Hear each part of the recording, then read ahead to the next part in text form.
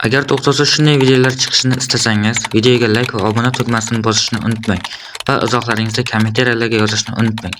Izohlaringiz biz uchun muhim.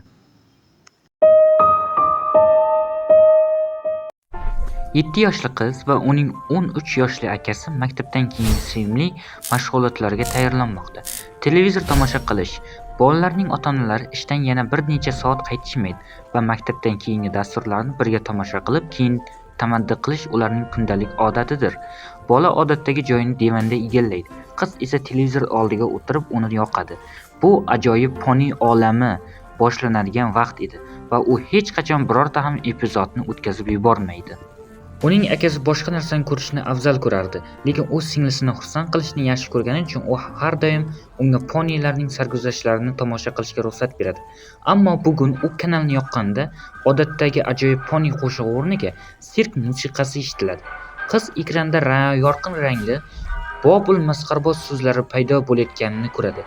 "Hey, bu ajoyib ponilar emas-ku", dedi u akasiga, lekin ortiga qaraganda u uxlab qolgan edi.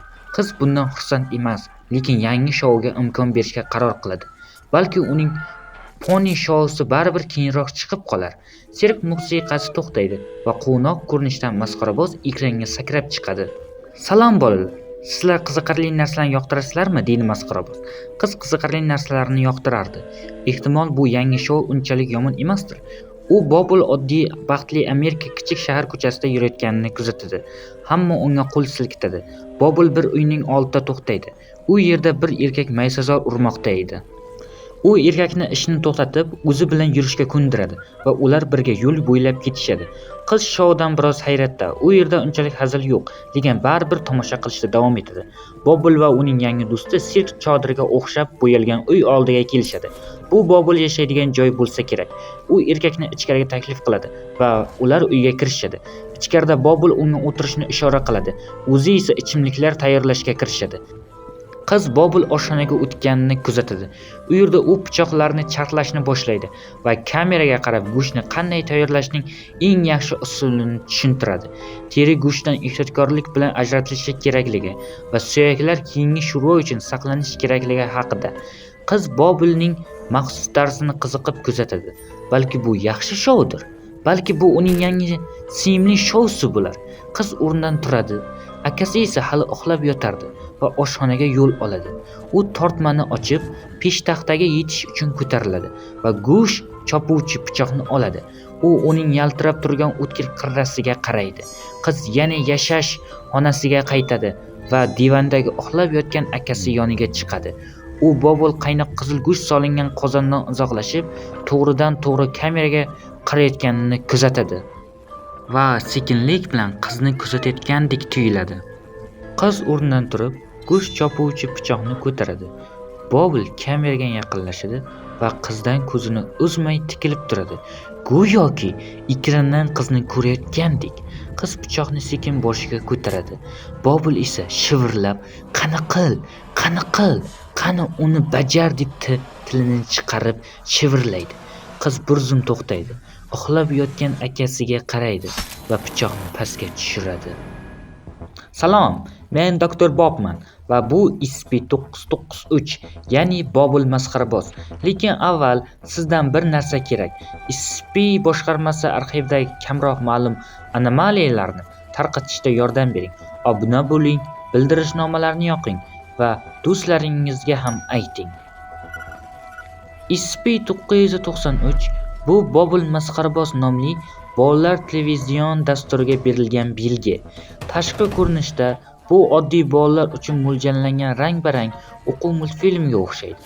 Bobul har epizodda yangi ko'nikma o'rganadi yoki yangi faoliyat bilan shug'ullanadi. Dasturda boshqa doimiy qahramonlar yo'q, faqat Bobul har epizodda qaytadi. Joylar ham o'zgarib turadi, ammo uning anomal xususiyatlari darhol sezila boshlaydi. 10 yoshdan katta har kim uni ko'rsa, darhol hushini yo'qotadi. Ular uyg'onganda bosh og'rig'i bo'lganini aytishadi. Ko'rsatuvning eng dahshatli xususiyati esa aynan 10 yoshdan kichik bo'lgan va uni ko'ra oladigan bolalar tomonidan tasvirlangan narsalardir.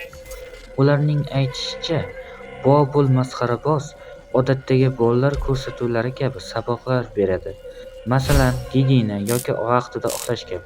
Ammo Bobble bergan saboqlar butunlay boshqacha.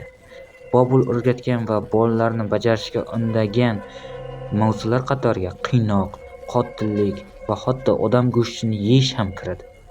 Tomoshabin bu ko'rsatuvni tomosha qilgan sari bu saboqlar ularning ongiga singib boradi va takroriy tomosha qilish psixoz hamda va shizofreniyaga o'xshash doimiy kasalliklarni keltirib chiqargan.